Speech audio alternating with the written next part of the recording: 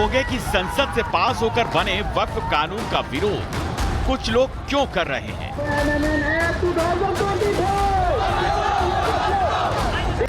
तो इसका जवाब है मुफ्ती शरीफ साबरी जैसे मौलाना ब्रिगेड, जो हिंदुस्तान की आबो हवा में कट्टरपंथ की आग फैला रहे हैं। हमने 900 साल हुकूमत की, हम अगर लाइट नाश्ता भी लेते हैं, कौन सा वाला लाइट नाश्ता भी करते, तो भारत की सरजमीन पर एक भी गैर मुस्लिम न होता। अगर तुम मौजूद हो और असलियत के साथ हो तो ये हमारे इंसाफ की सबसे बड़ी दलील है। 50-50 मंदिरों की जमीन छीनी नहीं गई, बल्कि सैकड़ों मंदिरों को जगह दी गई है। संसद में वक्फ बिल के पास होकर कानून बनने के बाद राष्ट्रपति ने बिल को मंजूरी दी। बिल पर संसद के दोनों सदनों में पक्ष विपक्ष की मौजूदगी में आधी रात तक चर्चा हुई, लेकिन कुछ मौलाना ब्रिगेड को लग रहा है कि अवैध तरीके से कब्जाई जमीन उनके हाथ से निकल रही है। तो देखिए कैसे बाबरी का मुद्दा बीच से छेड़ रहे हैं, 3 तलाक की बात उठा रहे हैं। मकसद सिर्फ एक ही है, मुसलमानों को भड़काना।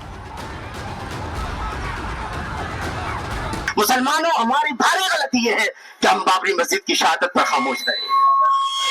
हमने वहां की अजानें बंद कर दी। आज ये बिल है और अभी 2-4 दिन के बाद अगर हम इसी तरह खामोश रहे और ये जालिम और आगे बढ़ेंगे, इसलिए आज जरूरत है कि हम इस बिल पर खामोश ना हो उस वक्त तक जब तक कि बिल काला कानून वापस ना लिया।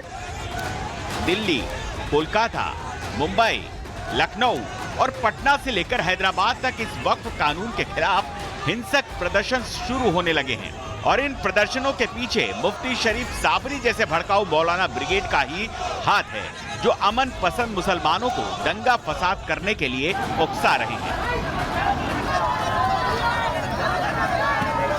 कौन से लोग हैं जो कुर्सियों पर बैठे हैं जो हमें काटना चाहते हैं।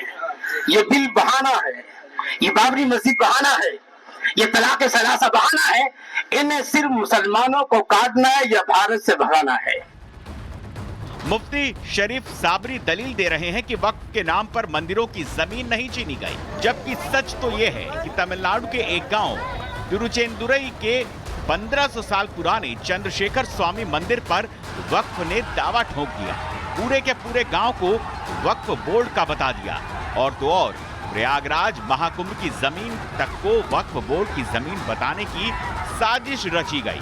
लेकिन मुफ्ती शरीफ साबरी मुसलमानों को भड़काने के लिए कह रहे हैं कि हम तो मंदिरों को जगह देते हैं।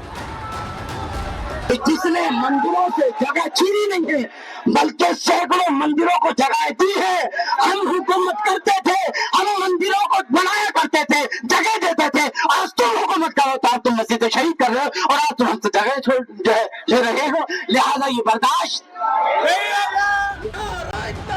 वक्फ बोर्ड को इसलिए बनाया गया था ताकि गरीब मुसलमानों की कुछ मदद हो सके, लेकिन गरीब मुसलमानों को मदद तो कुछ नहीं हुई, ऊपर से वक्फ बोर्ड में बैठे कुछ लोगों ने घोटाले पर घोटाले कर दिए। कई बार ये शिकायतें सामने आती रही और वक्फ की कीमती प्रॉपर्टी को औने पौने दाम पर बेच दिया गया। लेकिन मौलाना साहब देश के गरीब मुसलमानों को इसका हिसाब किताब नहीं दे रहे हैं। वो कह रहे हैं कि औरंगजेब महान है। अब पता नहीं मुफ्ती साहब को औरंगजेब महान क्यों दिखता है। क्या इसलिए दिखता है कि उसने हिंदुओं पर जमकर अत्याचार किए, या फिर इसलिए दिखता है कि क्रूर औरंगजेब हिंदू धर्म को मिटाकर एक विशेष धर्म की जड़ें पूरे भारत में मजबूत करना चाहता था, या फिर इसलिए कि उसने मथुरा से लेकर काशी और सोमनाथ से लेकर उज्जैन तक के मंदिर तोड़वाए। वही औरंगजेब जिसके नाम से तुम्हें चिढ़ है, मैं कहता हूं तो आप अदालत कायम करो।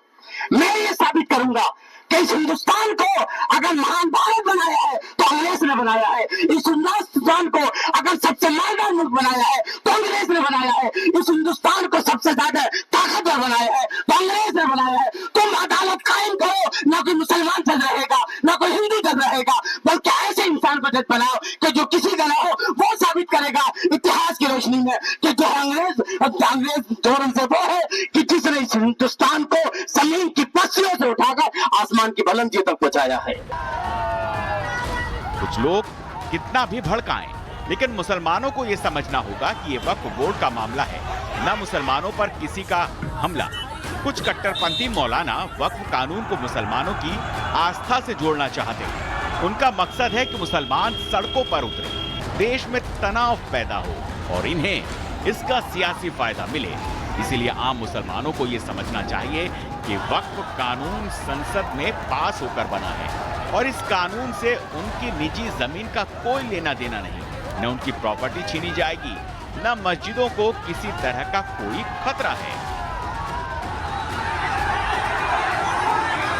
Bureau report, Republic Bharat.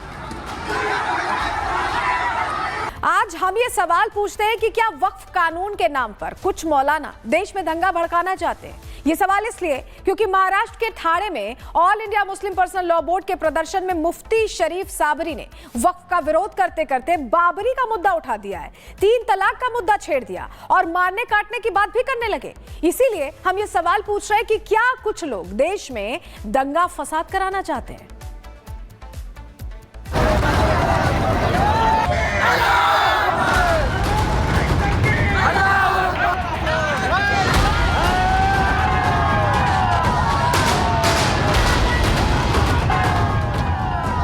आप सोच रहे होंगे कि संसद से पास होकर बने वक्फ कानून का विरोध कुछ लोग क्यों कर रहे हैं।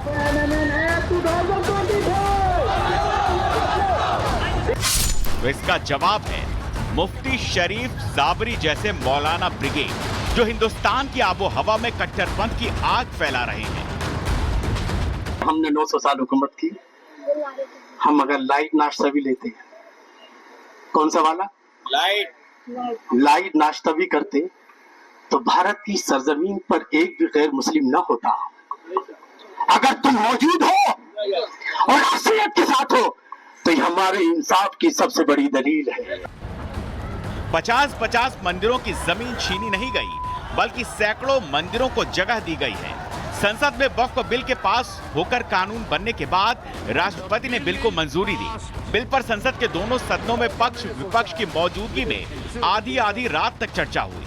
लेकिन कुछ मौलाना ब्रिगेड को लग रहा है कि अवैध तरीके से कब्जाई जमीन उनके हाथ से निकल रही है। तो देखिए कैसे बाबरी का मुद्दा बीच से छेड़ रहे हैं, 3 तलाक की बात उठा रहे हैं। मकसद सिर्फ एक ही है, मुसलमानों को भड़काना। मुसलमानों, हमारी भारी गलती ये है कि हम बाबरी मस्जिद की शहादत पर खामोश रहे। हमने वहां की अजानें बंद कर दी। आज ये बिल है और अभी 2-4 दिन के बाद अगर हम इसी तरह खामोश रहे और ये जालिम और आगे बढ़ेंगे, इसलिए आज जरूरत है कि हम इस बिल पर खामोश ना हो उस वक्त तक जब तक ये बिल काला कानून वापस ना लिया। दिल्ली, कोलकाता, मुंबई, लखनऊ और पटना से लेकर हैदराबाद तक इस वक्फ कानून के खिलाफ हिंसक प्रदर्शन शुरू होने लगे हैं और इन प्रदर्शनों के पीछे मुफ्ती शरीफ साबरी जैसे भड़काऊ मौलाना ब्रिगेड का ही हाथ है, जो अमन पसंद मुसलमानों को दंगा फसाद करने के लिए उकसा रहे हैं। कौन से लोग हैं जो कुर्सियों पर बैठे हैं जो हमें काटना चाहते हैं। ये बिल बहाना है, ये बाबरी मस्जिद बहाना है, ये तलाक सलासा बहाना है। इन्हें सिर्फ मुसलमानों को काटना है या भारत से भगाना है। मुफ्ती शरीफ साबरी दलील दे रहे हैं कि वक्फ के नाम पर मंदिरों की जमीन नहीं छीनी गई, जबकि सच तो ये है कि तमिलनाडु के एक गांव तिरुचेंदुरई के 1500 साल पुराने चंद्रशेखर स्वामी मंदिर पर वक्फ ने दावा ठोक दिया, पूरे के पूरे गांव को वक्फ बोर्ड का बता दिया। और तो और प्रयागराज महाकुंभ की जमीन तक को वक्फ बोर्ड की जमीन बताने की साजिश रची गई। लेकिन मुफ्ती शरीफ साबरी मुसलमानों को भड़काने के लिए कह रहे हैं कि हम तो मंदिरों को जगह देते हैं।